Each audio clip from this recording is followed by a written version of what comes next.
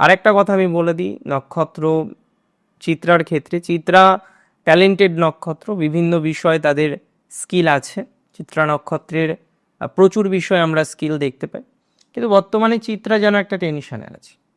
বর্তমানে একটা চিন্তা বা দুশ্চিন্তা চিত্রার কিন্তু কাজ করছে। চিত্রার সব থেকে চিন্তার কারণ হচ্ছে ফাইন্যান্স।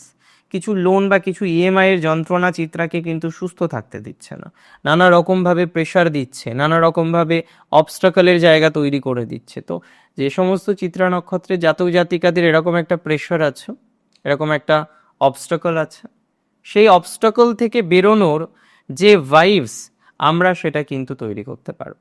সেই অবস্টাকল থেকে বেরোনোর যে ম্যাটারটা, সেটা কিন্তু আমরা তৈরি করতে পারবো, এবং দিন শেষে সেটা আপনাদেরকে অনেক বেশি প্রসপ্যারিটি দিতে, সেটা আপনাদের দিন শেষে অনেক বেশি গ্রোথ দিতে কিন্তু সহযোগিতা করবে।